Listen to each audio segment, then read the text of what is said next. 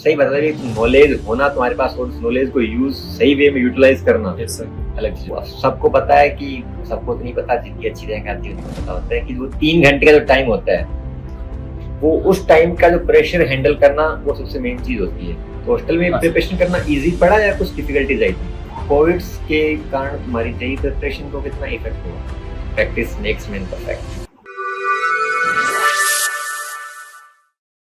Hello everyone, मैं युवराज भाकर आपका स्वागत करता हूं माइनिंग ज्ञान के यूट्यूब चैनल पे।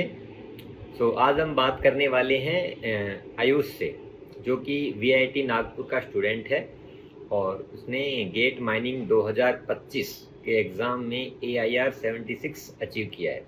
तो हम जानेंगे उसकी जर्नी, कैसे उसने गेट के लिए प्रिपरेशन की, उसको क्या क्या डिफ़िकल्टीज आई, उसने कैसे अपना शेड्यूल तैयार किया, उसकी क्या प्लानिंग थी गेट के एग्ज़ाम के लिए, और उसने कैसे अपनी 76 AIR achieve. So, hello everyone. My name is Ayush Chaudhary and I am from Koderma district in Jharkhand.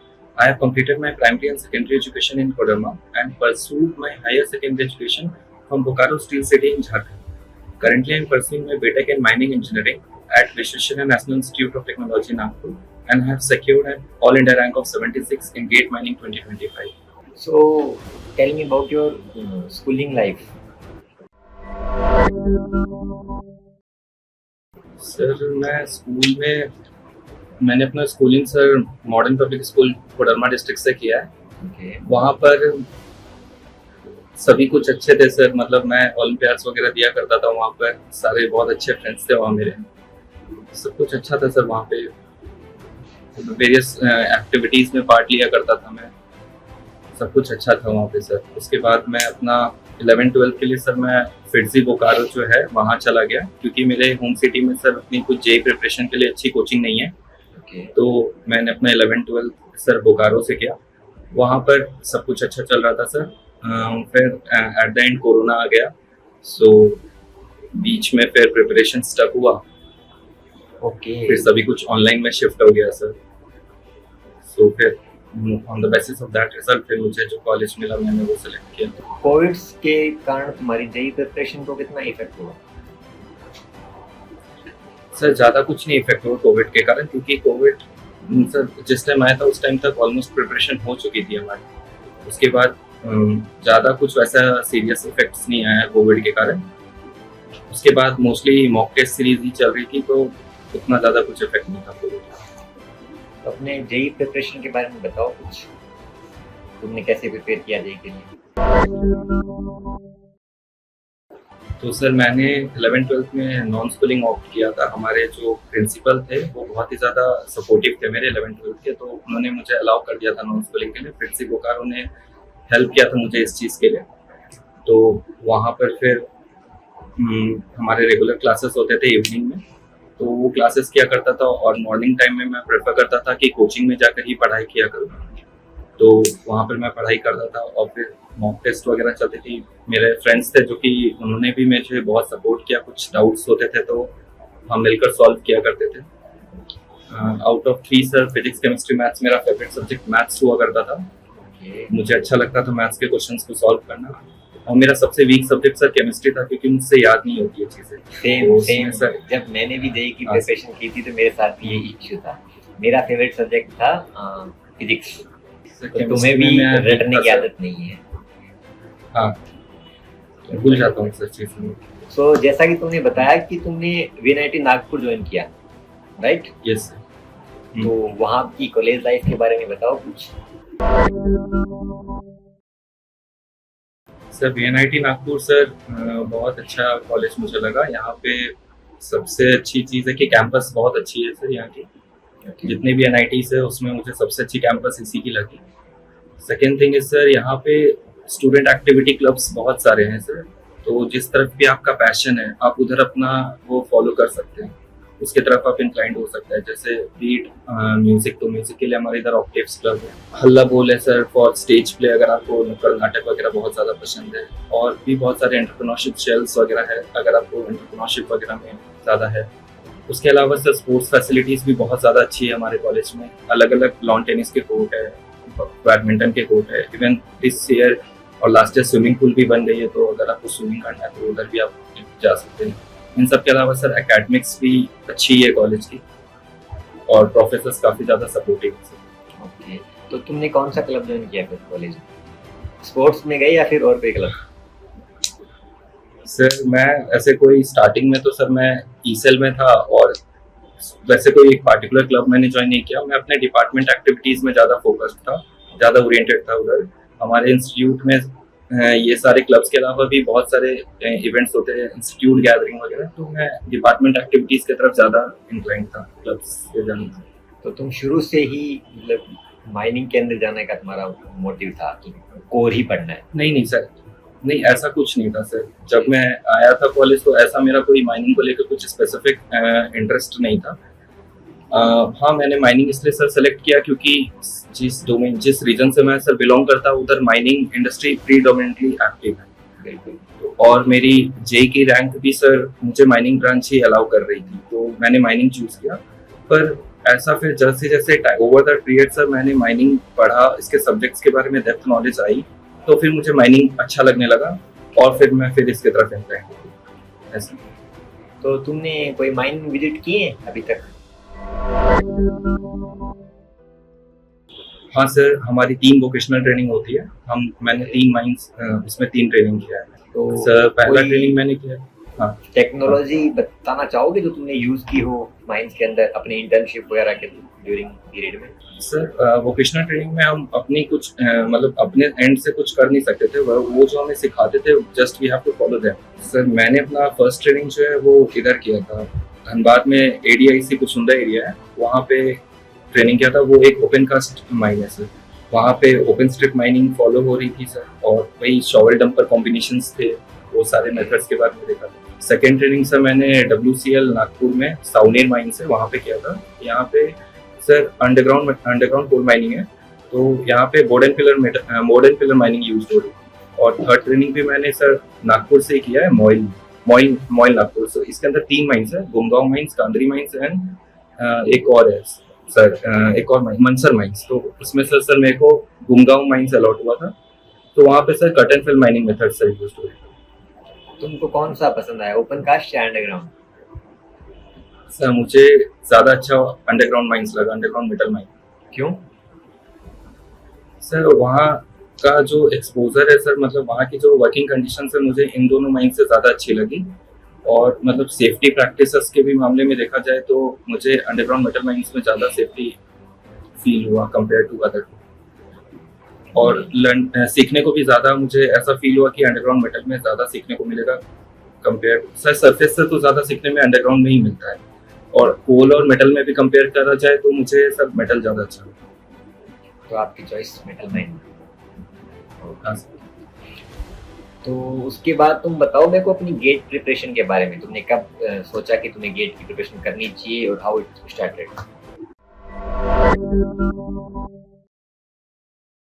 Gate देना है ये तो sir final year third year से डिसाइडेड था कि हाँ गेट देना है, सीनियर्स दे रहे हैं तो सभी कहते हैं गेट देना चाहिए, महीने में अच्छा स्कोप है इसलिए गेट देना है, तो वो तो डिसाइडेड था ही सर। पर मैंने अपना प्रिपरेशन जो है गेट के लिए वो नवंबर और मिड अक्टूबर के टाइम से चालू किया। और तुम्हारी प्लानिंग क्या थी, मतलब जो तुमने प्रिपरेशन स्टार्ट की कि तुम्हारा मतलब गोल क्या था जब तुमने प्रिपरेशन स्टार्ट किया?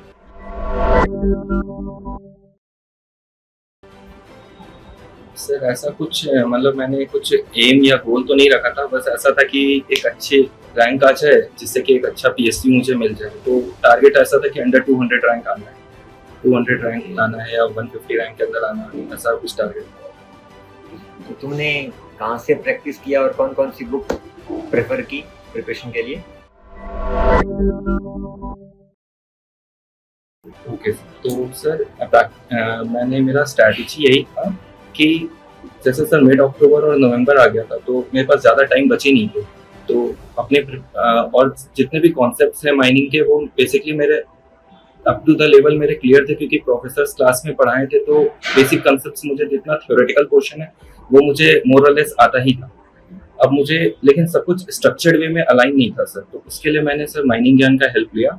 माइनिंग ज्ञान मैंने ज्वाइन किया, उसमें सर मैंने देखा कि ऑर्गेनाइज्ड वे में जितने भी चैप्टर का सिलेबस है उसको कंसाइज वे में क्रैश कोर्स में दिए हुए हैं सर।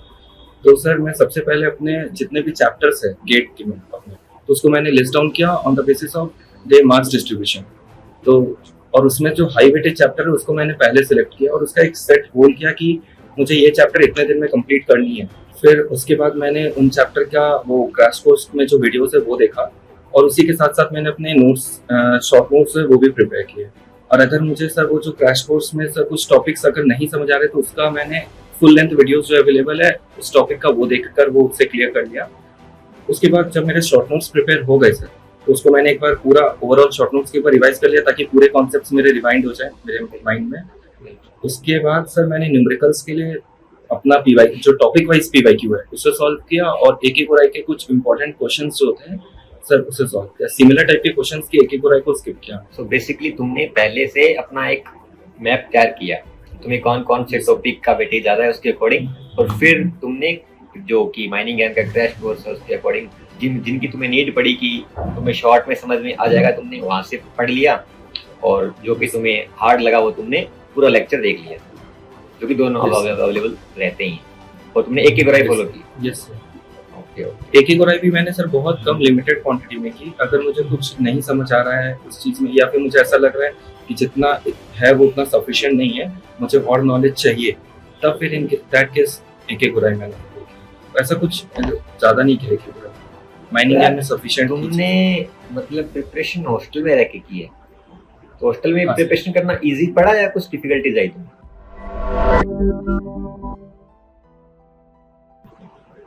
नहीं सर इजी था, बल्कि हॉस्टल में प्रिपरेशन करना मुझे ज़्यादा अच्छा लगा एज कम्पेयर टू अगर मैं अकेले कहीं प्रिपरेशन करता, क्योंकि यहाँ पर सर मेरे जो फेलो बैचमेट्स है सर वो भी इसी चीज़ की प्रिपेयर कर रहे थे, तो एक सर उनसे मोटिवेशन भी मिलता था मुझे कि अगर वो पढ़ रहे हैं तो मुझे भी पढ़ना है सर। तो कंपटीशन इसलिए, और हाँ कंपटीशन हाँ कह सकते हैं सर, तो इसलिए अच्छा था वो चीज़। ये बेसिक चीज है ना, कंपटीशन होगा तो इंसान अपने आप को और पुश करता है ना पढ़ने के लिए। हाँ सर। हाँ ओके नाइस नाइस। तो तुम ये बताओ कि जब गेट का एग्जाम तुम देने बैठे तो सबको पता है कि, सबको तो नहीं पता, जिनकी अच्छी रैंक आती है उनको पता होता है कि वो 3 घंटे का जो टाइम होता है वो उस टाइम का जो प्रेशर हैंडल करना वो सबसे मेन चीज होती है, तो उसको तुमने कैसे मैनेज किया थी 3 आवर्स को? सर उसके लिए मैंने बहुत सारे मॉक टेस्ट दिए थे सर पहले ही। सर मॉक टेस्ट के टाइम वो चीज़ मैं पहले ही समझ गया था कि वो 3 घंटे को मुझे कहाँ पे किस टाइम पे कैसे चीज़ों को रखना है। उसने मेरे मॉक टेस्ट ने मेरे को बहुत हेल्प किया, और सेम चीज़ जो मैंने मॉक टेस्ट में किया वही चीज़ मैं उस दिन 3 घंटे में जाके अप्लाई किया सर। तुमने टेस्ट ने काफी मेन एग्जाम से पहले कितने मॉक टेस्ट दिए थे माइनिंग ज्ञान के? Approx approx 7 to 8 mock test दिया था मैं। Full length? हाँ फुल लेंथ मॉक टेस्ट दिया। और तुम्हारे क्वेश्चन अटेम्प्ट करने का मतलब वे क्या था एग्जाम के ड्यूरिंग? ओके सो स्टार्टिंग के सर 20 मिनट्स मैंने जनरल एप्टीट्यूड पे दिया था sir. This year general aptitude came very easy. So यहाँ पे तो उसमें क्या हुआ सर, सिली मिस्टेक्स के चांसेस बहुत ज़्यादा बढ़ गए थे। मेरे मैक्सिमम मार्क्स जनरल एप्टीट्यूड में ही कट रहे। आसान थे क्वेश्चंस पर फिर भी मेरे गलत हो गए जनरल एप्टीट्यूड फास्ट करने के। ठीक है। हाँ सर, क्योंकि मुझे ऐसा लगा था, क्योंकि मैंने आगे के क्वेश्चंस देखे नहीं थे सर, तो मुझे ऐसा लगा कि जनरल एप्टीट्यूड आसान है तो इसमें मैक्सिमम स्कोर करना है मुझे, तो उस चलते सर मेरा वो थोड़ा मिस्टेक हो गया उधर। फिर जब मैं उधर आया माइनिंग सेक्शन में, तो ऐसा स्टूडेंट्स को नहीं करना चाहिए। आसान क्वेश्चन है सर तो फिर भी उसे कामली सॉल्व करना चाहिए वो चीज़ों को। तो फिर नेक्स्ट जब मैं माइनिंग सेक्शन में आया तो फिर मैं शांत होकर जितना भी आसान क्वेश्चन थे जो मुझे लग रहा था कि हाँ मैंने ये पढ़ा है मेरे से और ये क्वेश्चन जल्दी सॉल्व हो जाएंगे, तो वो क्वेश्चंस को पहले मैंने एक राउंड में सॉल्व किया। विद इन कह सकते हैं सर 1.5 आवर में मैंने वो सारे क्वेश्चंस को सॉल्व कर लिए। फिर सर सेकेंड राउंड में मैं और जो क्वेश्चंस मुझे लग रहा था कि हाँ ये क्वेश्चंस मुझसे बन सकते हैं पर इट विल कंज्यूम टाइम, तो उस क्वेश्चंस को मैंने मार्क फॉर रिव्यू करके आगे बढ़ा। तो फिर सेकेंड राउंड में मैं उन क्वेश्चंस पे आया जिनको मैंने मार्क फॉर रिव्यू किया था, और जो क्वेश्चंस में मुझे लग रहा था कि हाँ मैंने इसे अटेम्प्ट किया पर इसके आंसर्स पे मुझे डाउट है, तो फिर सेकेंड राउंड पे मैंने वो सारे क्वेश्चंस को भी सॉल्व किए और उससे मेरे अच्छे खासे क्वेश्चन सॉल्व हुए उसमें। और फिर सर एक और राउंड किया मैंने जिसमें जिस जो क्वेश्चन में मुझे कुछ भी आइडिया नहीं था, पर ऐसा लग रहा था कि हाँ अगर कुछ ऑप्शंस एलिमिनेट करके सर कुछ हो सकता है, तो थर्ड राउंड में उसके लिए लास्ट के 10 to 15 मिनट्स मैंने दिए थे उसमें। तो ये जो सारी प्लानिंग है, ये तुम पहले फिर डिसाइड करके गए थे कि मॉक टेस्ट देखी हमें तुम्हें कैसे कैसे जाना है, या फिर वहां जाके कुछ प्लान में चेंज भी करना पड़ा एग्जाम पेपर को देख के? नहीं नहीं सर, वो ये सारी चीजें मैंने मॉक टेस्ट पे पहले सप्लाई करके देख लिया था। और स्टार्टिंग में जब मैंने मॉक टेस्ट देना चालू किया था सर, तो मेरे मार्क्स बहुत कम आ रहे थे, पर जब मैंने इन सारी चीजों को अप्लाई किया तो ग्रेजुअली मेरे मॉक टेस्ट के मार्क्स भी बढ़ते जा रहे थे, तो फिर अच्छा हुआ। Practice makes man perfect. Yes. तो तुम अपने जो जूनियर्स हैं उनको क्या एडवाइस देना चाहोगे जो कि गेट की प्रिपरेशन करना चाह रहे हैं? सर उनको मैं जूनियर्स को यही एडवाइस देना चाहूँगा कि जितने भी माइनिंग के कोर सब्जेक्ट्स हैं, जैसे कि सर रॉक मैकेनिक्स हो गई, माइन वेंटिलेशन हो गया, और भी सर माइन इकोनॉमिक्स जैसे, और ब्लास्टिंग, इन सारे जो कोर सब्जेक्ट्स हैं इन पे उनको एक स्ट्रॉन्ग फाउंडेशन अपना बना लेना चाहिए। और दूसरा सर मैं ये कहना चाहूँगा उनको कि जितना जल्दी हो सके उतना जल्दी गेट के लिए तैयारी चालू करनी चाहिए, और ज़्यादा नंबर ऑफ न्यूमेरिकल्स पे फोकस करना चाहिए रादर देन थ्योरी। और तीसरा ये सर कि खुद के नोट्स बनानी चाहिए सर, क्योंकि खुद के नोट्स से बहुत ज़्यादा हेल्प होती है और रिवीजन भी बहुत ज़्यादा इंपॉर्टेंट होता है। Like short notes, formula book type में। Yes sir. हाँ सर। तो तुम्हारा माइनिंग ज्ञान के साथ एक्सपीरियंस कैसा था? सर माइनिंग ज्ञान ने काफ़ी हेल्प किया मेरा। मुझे सर गेट के लिए एक स्ट्रक्चर्ड कोर्स की ज़रूरत थी। अगर वो स्ट्रक्चर्ड कोर्स मिल जाने से सर मैं अपना जो जितना भी मेरे नॉलेज थी सर माइनिंग को रिलेटेड, उसको मैं एक डायरेक्शन पे गेट के तरफ मैं ओरिएंट कर पाया। सर मुझे नॉलेज सारी चीज़ें की थी, पर मुझे ये नहीं पता था कि उसका क्वेश्चन में उसे अप्लाई कैसे करते हैं। अप्लाई कैसे? हाँ, उसे अप्लाई कैसे करते हैं, तो उसमें सर कैसे कोई न्यूमेरिकल को जल्दी सॉल्व करना है, उसके क्या ट्रिक्स एंड टिप्स है, तो वो सब मुझे हेल्प किया वो माइनिंग ज्ञान से। सही बता रही, तो नॉलेज होना तुम्हारे पास और उस नॉलेज को यूज सही वे में यूटिलाइज करना अलग चीज है। हाँ, अलग चीज। तो आयुष, तुम्हारे फ्यूचर प्लान्स क्या हैं? मतलब आगे क्या सोचा है तुमने? सर अभी मेरी कैंपस से प्लेसमेंट हो गई है, तो अभी स्टार्टिंग में सर मैं कंपनी ज्वाइन करूंगा प्लेसमेंट। कौन सी कंपनी? सर वेदांता में। वेदांता में। ओके, वेदांता जोधपुर। अभी लोकेशन नहीं आई सर, बट मोस्टली उदयपुर के साइड। उदयपुर, सॉरी उदयपुर। वेदांता तो शायद लेड की माइनिंग कर रही है ना? मेटल माइनिंग है सर, वो जिंक लिमिटेड है, जिंक की है, जिंक लेड सभी है उसमें। जिंक और लेड। हाँ। ओके, तो जो अलग अलग उसके लोकेशन है सर। अगस्त सितंबर लास्ट ईयर, तो सितंबर में दिया था सर उन्होंने ज्वाइन। तो उसके बाद फिर उसके बाद आगे का अभी सर कुछ डिसाइडेड नहीं है। तो आयुष, तुम कुछ अपना आउटपुट देना चाहोगी, मतलब कि जब तूने माइनिंग ज्ञान का ज्वाइन किया उसके अंदर तुम्हें कुछ क्या क्या तुम्हें दिक्कतें लगी कि उनमें वो इम्प्रूवमेंट किया जा सकता है, और क्या क्या तुम्हें मतलब उसमें बेस्ट चीज लगी?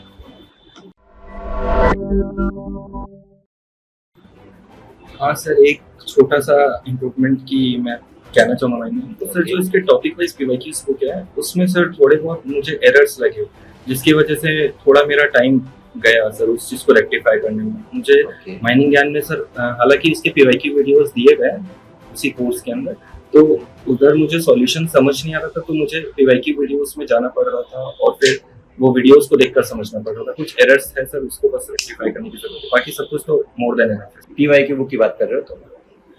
Yes sir, yes. कोई ना, वो अभी एकदम परफेक्ट होने वाली है कुछ दिनों में वापस जैसे। बाकी सब कुछ तो सर मोर देन एनफ है, उतना जितना नॉलेज उसमें कोर्स में है उतनी बहुत ज़्यादा है, मोर देन इनफ है बेसिकली। हाँ सर, हाँ। Okay, that's it from my side. बाकी तुम्हें कुछ पूछना हो, कुछ बोलना हो तो बताओ। नहीं सर, बस थैंक यू कहना चाहता हूँ माइनिंग ज्ञान को मेरे जर्नी में मुझे हेल्प करने के लिए। थैंक यू आपका भी कि आपने माइनिंग ज्ञान ज्वाइन किया। तो माइनिंग ज्ञान तो काफ़ी टाइम से हेल्प करता ही रहा है बच्चों की, तो अच्छा लगता है सुनने के कि मतलब जब कोई बंदा ये बात बोलता है कि मेरी हेल्प हुई। ठीक है Ayush, all the best for your future. Thank you sir.